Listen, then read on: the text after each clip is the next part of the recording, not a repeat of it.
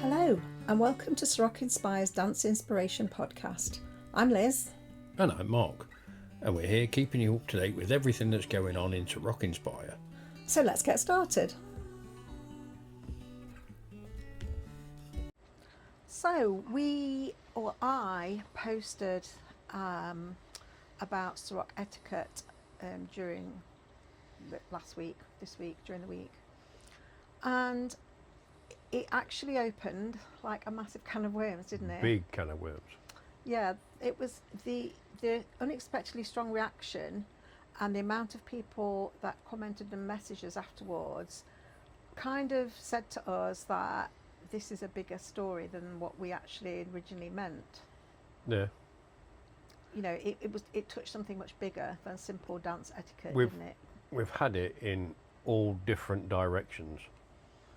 From what we actually posted. The post was just because I think my original post was because I'd heard from several dancers, both male and female, that there had been quite a lot of people declining dancers, and you know, at the end of the day, there might be multiple reasons why that dance was declined, but the people that actually approached me and said about it were people that had been quite upset or offended by the decline. So the post was there just to remind people really about, you know, not declining unless you absolutely have to. However, after we've had some really heartfelt and raw messages, as in people have been very kind and very respectful about the post. There has been no negativity whatsoever. However, it has clearly raised some issues within different people from different perspectives. So we were away last week and we didn't want to just sort of do a few comments and run, so we decided that would be the topic of our podcast this time. Yes, so we're back off our little hollybobs. Yeah, I'm ready to dive in. Yeah. So just thinking about, if we just go back to the original post, which was about asking a person to dance. Now this isn't just from a female's perspective, obviously Mark has a voice here as well. Yeah. But for many dancers, asking somebody to dance actually takes a while to pluck up the courage. It makes people feel vulnerable, obviously, because you're requesting for somebody to come and dance with you, and it might make people feel a bit exposed. Yeah. In a way. I think like males and females have a fear of rejection. That's a basic human. Yeah, there's nothing you can do about a fear of rejection. No, and you might have a fear of rejection in your life in other areas of your life as well, but you might have that fear of rejection long before you actually approach somebody and ask for a dance. And as people have said, or some people, not all people, have said in their messages, that one negative interaction stays with somebody. Well, it can stay with somebody for a very long time. In fact, it can always stay with somebody, maybe not as close to the surface, but it's always there because you've had it done. Yeah, it's happened to you when you've gone and asked someone to dance. So, I mean, if we talk about let's do the body image conversation and get that one out of the way. Yeah. Some dancers have expressed that they feel overlooked because of their appearance, their age, their size, their confidence level, how well they dance, you know, how well they follow, how well they lead. You know, those are things that people do have concerns about. What we want to point out here is that social dancing is not dating. Nope. You are asking a person for a dance, not as a romantic interest. That's what you're asking. You're asking for 3 minutes-ish. I'm going to say, that's just about what I was going to say. You're asking someone for 3 minutes of your time. Yeah. Just to have a little dance on the dance floor with, maybe have a laugh, and that's it. I mean, the one thing I want to be clear about really is the dance invitation, it shouldn't be filtered through physical attraction to a person. That's not what the dance request is about. It's actually about, you know, I love dancing, should we go and dance? Yeah. You know, those people there on that event, in that class night, to dance, and there are other people there that are there to dance. So you're all there for the same reason. It's the one common interest. You're all at a dance freestyle or dance class to dance. Yeah, I mean, we don't want to lean on this too heavily, but I think one thing that we do need to point out is actually what some people don't realise is that by declining somebody or judging somebody by appearance or perceived ability may mean that you potentially missed out on one of the best dancers you've ever had. And it's not only that, what else it does is that one person, for whatever on their size, abilities, anything, if you decline, that could put them down even more. But it's not about putting somebody down. I think, this is something that we just wanted to touch on. We don't want to focus the whole podcast on a body image conversation, because that is not the heart of the matter here. No. At all.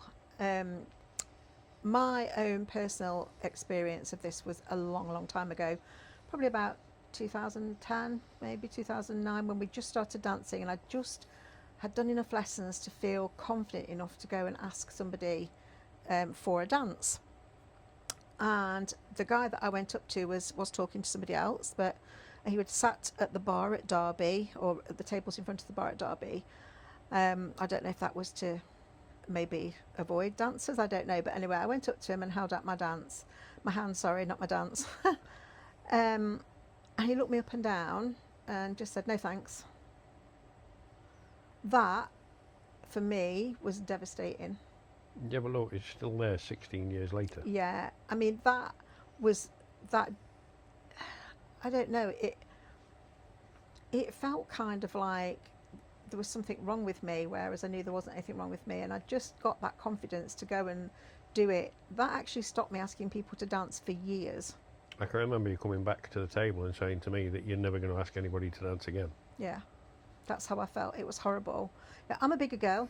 If we go back to the body image thing, I'm a bigger girl.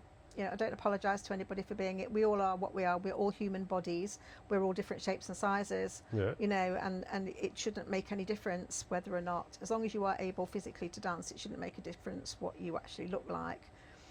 That experience did stay with me, and it's part of the reason why we posted in the first place. Yeah.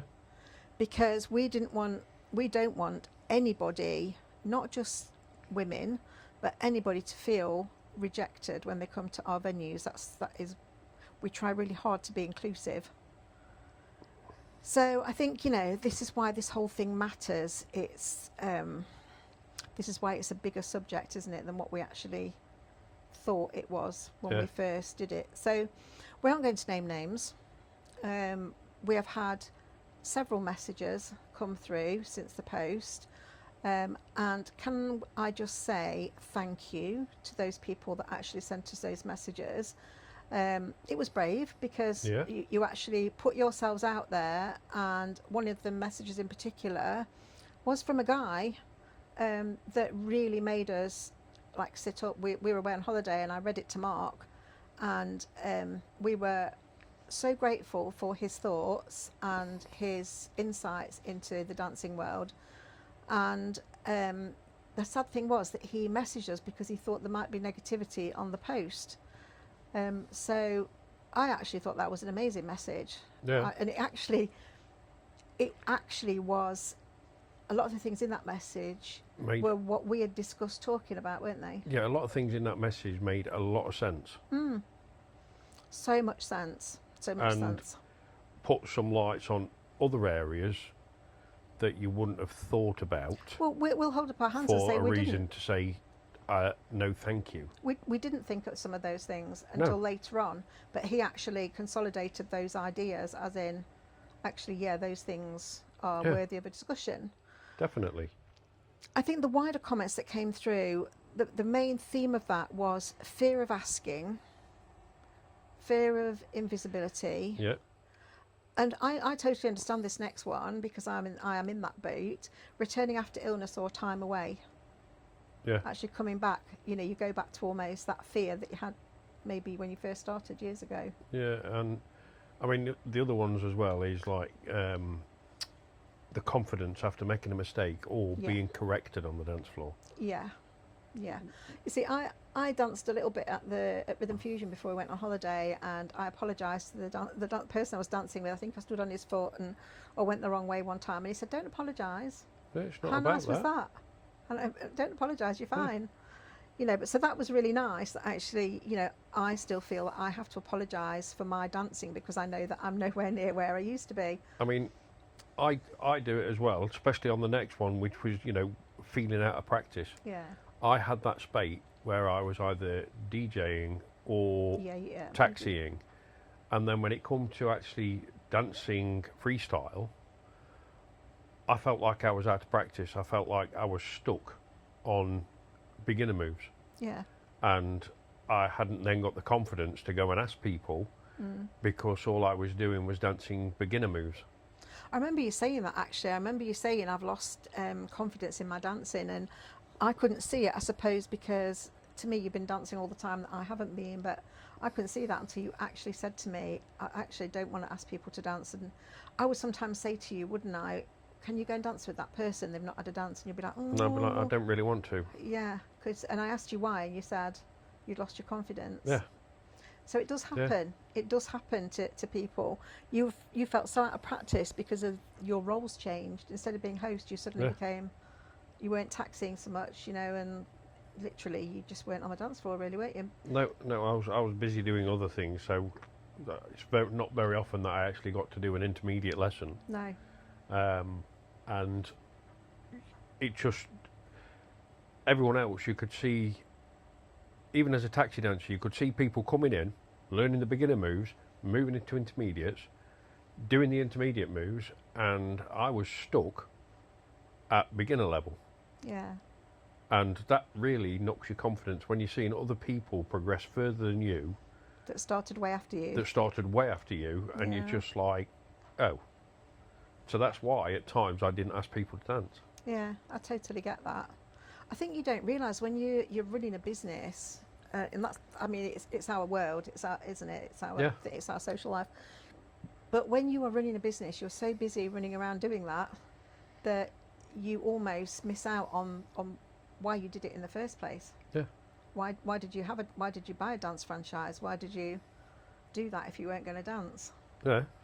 Yeah, crazy.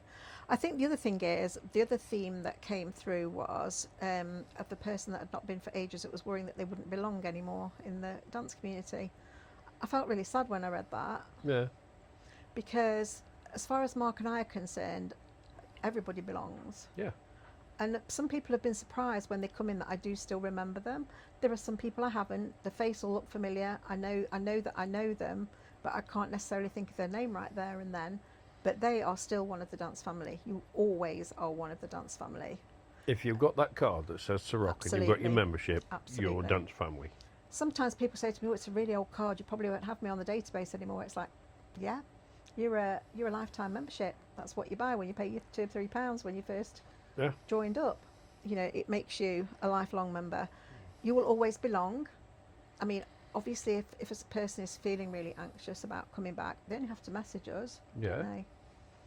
And we'll, you know, introduce them to people if they don't know people so much anymore. We've got a lot of incredibly friendly people at all of our venues. Yeah. Just get absorbed into the community again. We can come along and plonk them on a friendly table. Or just introduce them to one person who will tend to introduce them to lots of other people. Yeah. I mean, we aren't naive. We know that, you know, there are friendship groups within our venues that, you know, tend to sit together regularly, you know, dance with each other a lot. That doesn't mean that you can't go and ask them to dance. No. You know, just because people have formed a friendship doesn't mean that you're suddenly alienated from that and that you're an outsider. It just means that they get on really well together and they enjoy spending time together. Yeah. That is not a clique as such. That is a group of people with a friendship. Exactly. You know, so I think that's one thing that I do want to put out there. You know, we try to be all inclusive, but we are aware that sometimes there will be times when maybe there's a small group of friends that maybe aren't very inclusive, but you know, that is the dance world. Yeah, they sit together because they go, you know, go everywhere together. You know, it doesn't change the fact that you can still ask them to dance. Absolutely. However, from one of the messages from the guy that we had a message from. This is where the rest of the other side of the conversation actually grew, didn't it, while we were sitting talking. And it was... This is where the coin flipped.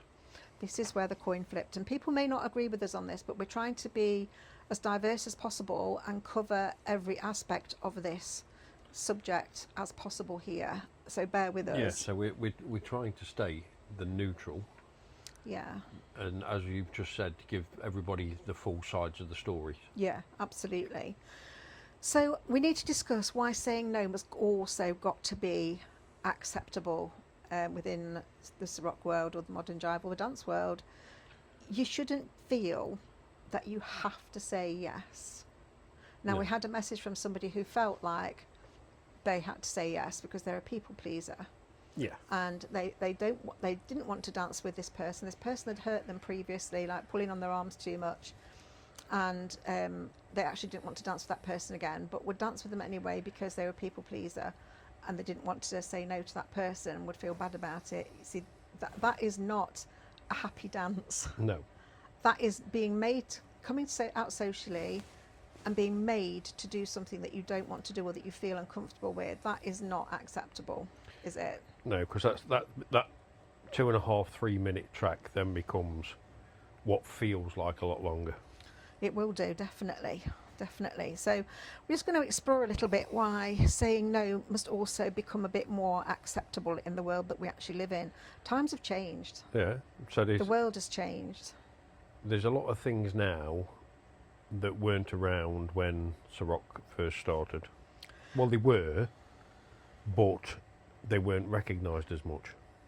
Well, I think one of the messages from a person that they have got chronic pain. Yeah.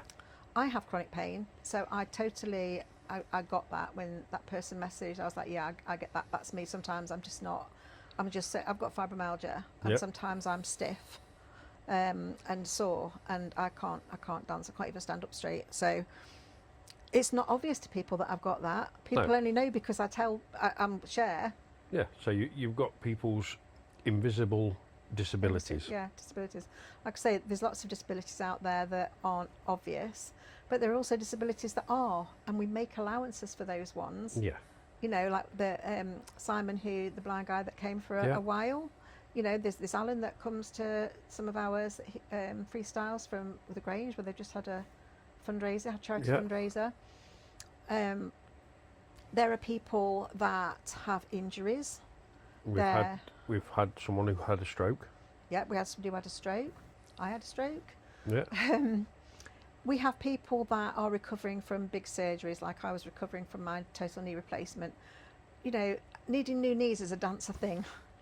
And just lately, it's been a lot of people with rotator cuff. Yes, rotator cuff injuries. There's been a lot. It's stumped one of our regular dancers and taken him away completely, hasn't it? Yeah. You know, there are injuries that dancers do sustain, unfortunately, and surgeries that they need to go off and have. And, you know, rehab, I know from my own surgery, it can take a long time and it's not always straightforward for everybody, unfortunately. Yeah. You know, sometimes things do go wrong, and it does mean that a person's maybe only doing like a few dances. But they'll only dance with certain people because they know they're not going to hurt them, This is the point. It's that part of, it's like with arthritis. Yeah, you're going to know who to dance with because you don't want somebody pulling on your hands. If you've got arthritis in your fingers, you don't want somebody pulling hard on your fingers because it's going to hurt. So you know that because of my hands. Exactly. I've got really bad arthritis all over, but my hands are particularly painful. I wouldn't say no for that reason. I don't think, unless I was having a particularly hard day. Yeah. Because like most people that come dancing, I try to not pretend it's not there, but maybe just get on with it anyway and just manage it. So yeah, I think we need to be aware that some people may have got something going on that you can't see. Fibromyalgia, for instance, if you get too hot, for me, if you get too hot, I did it at the airport, didn't I? You seize up. I did it at the airport, I seize up, and it's ridiculous. I feel like someone pressed the off button. So I have to go and just recover myself, get a drink, maybe take some paracetamol, maybe some electrolyte tablets, just have a breather, get myself back on top, and then I can go and dance again.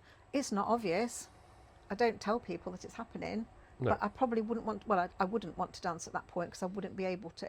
So I would decline, and I have declined, and people have been fine with me. Yeah, It's not about declining, it's how you decline, I think.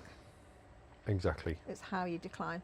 And you don't have to share your illness or what's going on with you, but you can just say, oh, I'm really sorry, I'm really struggling, I just need a moment. Do you mind? I'll find you later or whatever. Or the easy way, not at the moment, thank you. Yeah, not at the moment, thank you. It is how you say it rather than no thanks, which is what I got that time. Yeah. So things like invisible disabilities and chronic pain, injury, fatigue, those kind of things, I think, are important to mention, and also menopause. Yeah, I was just about to say that and as well. who brought that up? That was actually brought up by a man. It was brought up by a man. It was the guy that sent us the message, and I was touched by his insight into male and female issues. And ladies that are going through the menopause get very hot, really, really struggle, get a bit sweaty, and maybe don't want to dance another dance, and might have to decline, and feel bad about it. But having experienced that myself, you can't dance with them. You feel like your head's about to blow off. So you need a moment. You don't want to have to say, oh, really sorry, I'm on the menopause, do you mind if we don't dance? Yeah, it's not going to work. You're not going to say that. No, nobody's going to say that. Nobody's going to say that. So I think it's about finding a way to decline respectfully and kindly, while not necessarily sharing your most secret, your private medical details or whatever. Well, that's it, isn't it? Yeah. I mean, it's like that. It's the simply of needing to breathe. Need to have a rest. If you've had 3 or 4 dances, as an asthmatic, I can relate to that part of when you've had 3, 4 dances and you're out of breath. It takes a little bit longer for us to recover because we just need to try and gather our breath so that we are able to carry on. So I can understand the part in needing a breather so that we can step out, get a breath, and then carry on.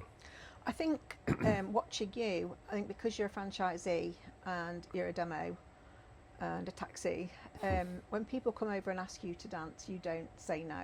No. I've not seen you say no to anybody, unless you've got to run up and change a track on when you're DJing or something like that. You haven't actually, and then you'll go and find them. There is times that I've said no because at the end of the night, for the last 2 tracks, it's that part where I have to keep an eye on and I have to transition through, or I have to say last couple of tracks. I think people understand that, but what I'm saying is what I'm trying to get across is that maybe you don't say no because of some of the reasons that you feel like you should dance with people because you're a franchisee, even if you do need to catch your breath. I think the same goes. It's the same for all of us. Yeah. We all need to find a way to decline politely if we need to decline. The other topic that came up, and this is something that we see a lot of, is the neurodivergence. Yeah. We have a lot of people that have various neurodivergent conditions that come dancing with us, and we like to feel that we are inclusive of all of those people that come at their needs. But I think that they might be having a moment. They might be having a moment where they actually need to get away from the sensory overload. There's music, there's dancing, there's touch. Not touch is difficult for some people.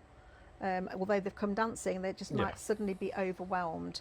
And I don't know about anybody else, but if I'm overwhelmed with the fibromyalgia symptoms that come on sometimes, I can be a bit short, I think, in the way that I was with you at the airport, wasn't I? Yeah. I can be a bit like, because you're so overwhelmed by the sensations that are happening to you, and it feels so uncomfortable that you just want to get away from it. And for somebody to come to dancing with neurodiversions it's incredibly brave anyway. Yep. And to put themselves out there. I mean, we've had some people that that clearly don't normally hug, but they will actually come and give us a hug now because it's safe. Yeah, we're getting there. We're getting there with them. It's safe. But, you know, that is a valid excuse to decline a dance. Yeah. If you're having a sensory overload, you need to go out, you need to have a moment. Yeah. You don't need to tell anybody that you have these issues. They're very personal. Well, that's it. I mean, as you've said, I mean, the dance floor, it's got its lights. There's flashing lights. There's music. As you've said, the touch. And if you are on that sensory part, then, you know, the lights alone, especially on a freestyle, because I have more lights out, can be enough to actually distract some people. I just think we all need to be a little bit more aware. I think this is the thing. Yeah. I think from both sides, if you're the one who's going to decline or the one who's being refused the dance, I think we need to stop looking at it so much as a negative and understand that there are reasons why people would decline dance, not just because you're not good enough or you're the wrong size, the wrong gender, the wrong whatever that might be. It's going to be a hard culture to change. Yeah, I mean, the one that's going to be hard is the people with the anxiety. Yeah. When they plucked up the courage to ask somebody to dance. Yeah. And it comes across at that time where somebody actually needs a breather or something. This is why we're going to ask you respectfully to say no. It's about it's not what you say, it's the way that you say it, I think.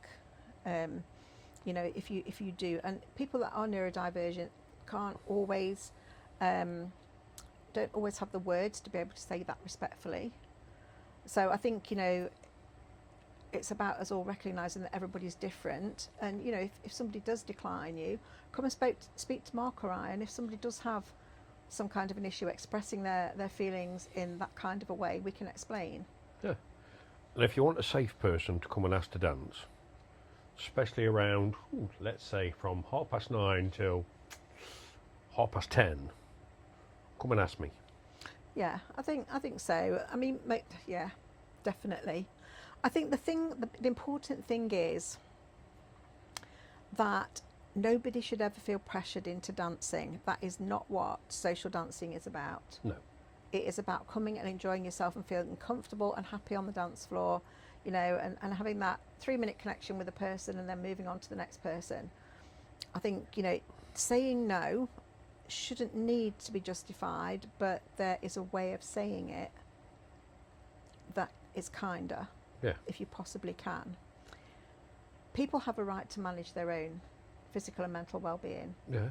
And if they know they've just done 3 dances on the trot and they actually need to catch the breath like you, or somebody like me that overheats and goes stiff and needs to go and get some electrolyte tablets and needs to sort myself out, it takes me about half an hour to recover. Yeah.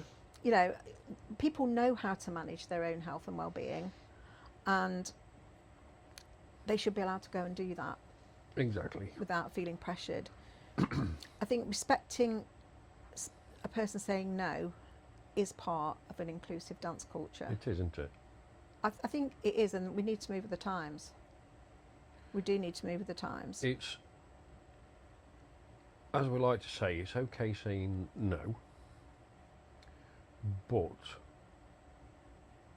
if you keep saying no to the same person, yeah, that's repeatedly excluding the same dancers. That's a little bit different. Yeah. So if that person asks you, well, not they're likely to keep asking if someone keeps declining all the time, but if a person does decline constantly because of any of the reasons that we said earlier on, like, you know, gender or size or colour or anything like that, that there's a difference. There's a difference between a person looking after themselves because they know that they're managing a medical condition, they've got to do it, and superficial judgment of a person. Yeah. Like we said earlier, social dancing is not dating. It's not romantic in any way. Nope. It's a 3-minute connection with a person in a dance track. That's it. It's that part, if the music changes and it is slower music, then it's the reason it changes to slower music is so that you can use it as musicality. Yeah, absolutely. And it's just, some people like dancing like that, some people don't. Yeah. You know, and if you're not a slow dancer, then that's the time that you say good night, have a hug, and go. Yeah, If you want a hug, that is. that's it. You know, if you feel uncomfortable doing that, then don't do it. I've sometimes said, oh, you know, this is too fast for me. Sorry, can you come back when it's a slower track? Yeah. Or if it is a slower one, yeah, I'm fine with that. I mean, I myself need to stop saying I'm really rusty. Oh, I'm sorry, I'm really rubbish. I'm doing that all the time at the moment. You know what? But you're not the only one. There are No. people on there that say sorry all the time. Yeah, I need to And stop the sorry. There's no need to apologise unless you're severely hurt. Then otherwise than that, if it's just that you've stepped in the wrong place, doesn't really matter. No. As long as we're having fun, that's all that matters. I mean, we wanted from our franchise, we wanted a community that felt warm, didn't we? And Yeah. inclusive and kind. Those were the things that we really wanted when we started doing Ceroc and when we bought the franchise. And respectful to each other. Respectful, but I think, you know, what we need to do is respecting personal choice. That's what we need to be respecting. I think our etiquette now just changed to ask kindly, Yeah. accepting no with grace, and saying, okay, thank you. Yeah. Just say, not at the moment, but thank you for asking me, or I'm just having a break. There are ways of saying no kindly to a person. You know, we all are human beings, and every one of us has feelings. Yeah. And just because you may think that a person doesn't look the part, that person still has feelings. And it's important that we try not to hurt another human being's feelings. We're supposed to be holding each other up, not putting them down. Yeah, I mean, if appropriate, our part would be go back and ask later on. So if you do decline someone for any of them reasons, go and find them and ask them later on for a dance. Yeah. Because one, it makes the person that you've declined feel a hell of a lot better. Absolutely. Yeah, it doesn't make them feel excluded. Granted, you may not have time to ask them again, but there's always next week. I think if you possibly can, ask them again on that night, because if you don't on that night, next week is kind of a whole week's gone by then. If you possibly can ask them to dance later, then please do. Yeah. I think the other thing that's one of the things that stood out in the messages was a lot of people saying that they sat around besides never getting asked to dance. I think there is a generation of ladies where you don't ask men to dance, they ask you. There is still that generation. Oh, yeah. And it's inappropriate to go up to a man and ask him to dance, so they just sit there and wait for someone to come, and they're not always noticed if they're on the sidelines. It's that part as well. There are ladies there that are waiting for a lead to finish that dance, and they will grab him for the next. Absolutely. On the dance floor before you have a chance to get... Before you've had a chance to actually get off the dance floor to ask anybody else. I've done it before. I've been trapped on the dance floor for 5-6 dancers. Yeah. And you'll come up to me and go... out of breath, out of breath, yeah. Yeah, but I think if we can be a bit more mindful of people that are just sitting out perhaps a little bit longer, you know, that person might be a really lovely dance. Yeah. You might go, oh my goodness, that was the best dance I've ever had. You don't know. Don't know until you try. You don't know. No.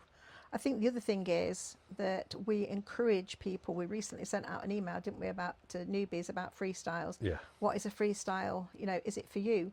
Because a lot of new dancers feel like freestyles are way out of their reach. They've only been dancing 2 weeks, but they're not. It's way out my league. I need to come to a lot more lessons before I go to a freestyle. Yeah, and I get that. I actually think we didn't go to any freestyles for quite some time. No. When we first started. So I think if we've sent an email out saying to people, yes, this definitely is for you. This is where you'll come along. There'll be lots of very experienced dancers there, and you'll have some amazing dancers. But we need to ask our amazing dancers to look out for the newer or less confident dancers, and take them on the dance floor and give them the dance of their life. I mean, you know, at the end of the day, I keep going back to the dance I had with Ceroc when I first started.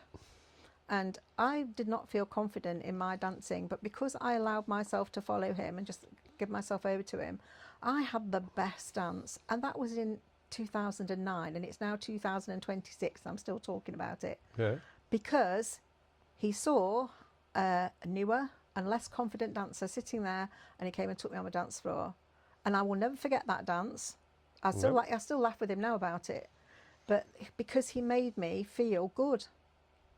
You know, and that, or you might give that person that one dance and do for them what Ceroc did for me. And they will be talking about it, 17 years later. Yeah. You know, it is lovely to give somebody that memory, and they'll just say, oh, I went on a dance floor with that person. I remember that person's name. It was the best dance when I was just starting. So, you know, please, sort of experienced dancers, do that for the newbies and the less confident people. They will go home on a high. And how good does that make you feel? You've given that person something in 3 minutes. You've given that person a real burst of adrenaline. Yeah, and confidence and happiness. And That's they're going to go given. home smiling. And like Liz has just said, 17 years later, yeah, still talking about my first I'm dance. still talking about it, because it's that sudden kick of the endorphins and the adrenaline that gives you that high that you're just like, wow. I can actually do this. Wow. So I think the important message here for us with this discussion is inclusion. When we talk about inclusivity, it doesn't mean you must say yes. It's not forcing a yes. Absolutely not. That is not what it means. It means that we are, Mark and I are creating a space where asking feels safe and also declining feels safe. Yeah. You know, no hurt feelings. It does happen. You don't have to dance with everybody. Please be kind about it. And then everybody wins, don't they? Yeah. It's that part that, as you've just said, you know, asking somebody new to give them that one dance of the night. This is your challenge. This is your challenge to the people that are listening to this podcast. What you just said. Yeah. Ask someone new to dance. Give them the benefit of your years of experience and your ability and your confidence as a dancer. Give them what Ceroc gave me. Yeah. Notice those people that are sitting there, sitting out with their drink, nursing the same drink for goodness knows how long. Ask them to dance. As that one guy said, he waits He does. for 30 seconds to a minute to see who hasn't had a dance. And after that, he'll go and get them on the floor and have a dance with the people that have been left out. Absolutely loved that comment. I really love that comment. So positive. You know, but you don't even have to wait for the 30 seconds. You will see people that are sitting out. Just go and get them. Just go and give them a gift. A gift of your experience and your skill at being a lead, and let them go home on a high. Even it's a with gift. the follows. Yeah, and the other way with around. The follows, because it's like, I've noticed some guys sitting out. Yeah. And I'm thinking, I think they've got a confident issue. Yeah. And they're either not confident in going to ask people to dance, or they're not confident in that they've remembered what moves to do. Yeah. And that's a thing, isn't it, That's for guys? a big thing for a guy. Well, for leads. Yeah, for the leads, it's a big thing, is remembering the moves and remembering what to do next. And they are very unlikely to go and hold out their hand to a very obviously skilled female or follow. Oh, God, it took me ages to ask somebody who was a seasoned follow to actually dance. Yeah. Because it's like, your part was like, I'm not good enough. Yeah. I know 6 moves, that's all I know. They're going to be bored. That's what goes through your head. Yeah, I can imagine. And you know what? One of our dancers told me something really that stuck with me all the time. And that is, it's better to have somebody that can lead them 6 moves really well than somebody that can do 26 moves and lead them really badly. Yeah, that's true. That's very true. So guys, it's that simple. You know, yeah, you may only know 6 moves, but you may nail them 6 moves. And people will enjoy it still. And I would imagine that as a lead, the lead will enjoy having a follow that knows what all the signals are and actually follows, and you actually feel like you've done a really good job in leading, so that gives the lead a high as well. Yeah. On the night, to dance with somebody that looks absolutely fabulous on the dance floor, especially if I manage to get a really good photo of it. Oh yeah. Yeah, so it does work both ways, doesn't it? Definitely. I mean, we do have some female dancers that actually lead because they don't get asked to dance. But a lot of female dancers like dancing with females. I don't know, maybe they like to lead. But, you know, there is that out there as well. So, you know, our female leads, please look out for the people on the sidelines that aren't getting any dancers, and give them a go around the dance floor. And it's that one thing, like you said. Remember, one dance could change someone's whole evening. Yeah. They could be leaving feeling really happy. Yeah. Yeah. So I think the lesson here is to just be mindful of how your response to a request for a dance lands on that other person. You know, have you said it in a way that isn't hurtful to them? You don't know them. You don't, you know, it doesn't mean that you've offended them forever or anything like that, but it can mean that that person's confidence goes down the ditch that night. Yeah. So it's thinking about that person matters. Just because you don't know them, that person does matter still. They're a human being in our dance community that we love. Yeah. And, you know, it makes us feel happy when we see people coming and making friendship groups and making friends and relationships and goodness. It's brilliant. That's what it's all about. It's the whole idea of it. But, you know, just think about how your response to a dance, asking a dance, lands on the other person, on either side, lead or follow. It doesn't matter. Like I say, we had responses from guys to the post as well, almost the same amount as we did from females. So, yeah, you know, it is a thing on both sides of the coin. And I think if we think about that, you know, like women might think that men don't ask me to dance, or men just refuse me, or they won't give me a dance, but they're not hearing your side of what you've just said. Yeah. You know, maybe you might see them sitting there thinking, why isn't he asking me to dance? He's probably scared to death. He's probably sat there looking at you going, like, I'm not asking her, she's way too confident at following, so I'm not going to ask her. She might think I'm awful, or she might think, yeah. I've not got the moves in my memory bank to dance with her. I don't think this issue is so much as a gender thing. It obviously became a lot deeper than the original asking, you know, not declining people to dance or whatever. It's become a lot bigger than that, and something that we'll take forward in our etiquette. I mean, that's the advantage with me and you. We can get it from both sides, because you get it from the follows point, and I get it from the leads point. To be fair, it's me they've messaged, the men. Yeah. Me personally. Yeah. So actually, I am again very grateful to those people that reached out. The males and the females that reached out and actually replied and gave me the insight into the world that maybe I don't necessarily see. Oh yeah. You know, we talk about inclusivity. Maybe we didn't consider all of the things that we've actually been told. Exactly. Not in a negative way. Please, can I state again, none of the comments were negative. None of the messages were negative in any way. Nope. So yeah, I think the closing thought for us is you might only be offering 3 minutes of your time when you're actually giving somebody a dance. But for the person asking, it can mean confidence, courage, belonging, and an absolute high, the best night of their life, and it will encourage them to come back and carry on enhancing our dance community. Yeah. And I think that's what's really important here, isn't it? Oh yeah, definitely. So thank you for that massive can of worms that you threw our way. And we asked for it, I posted it, and I appreciate so much that people feel able to come and say to us, actually, it's not what you think, it's this, this and this. Please keep doing that. Yeah. Because that's the only way we can keep our business running the way that we intended.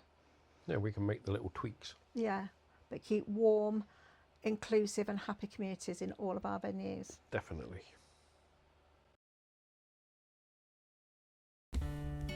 Thanks so much for joining us on today's Ceroc Inspire's Dance Inspiration podcast. We hope you've enjoyed the chat as much as we have. And you know that you can find us at Ceroc Derby, Ashbourne and Burton, or online at ceroc.com/Ceroc Inspire. And don't forget to follow us on Instagram and Facebook for class updates and event news. And also check us out on TikTok and YouTube. We'll be back very soon with more stories, insights and inspiration and some special guests. See you on the dance floor.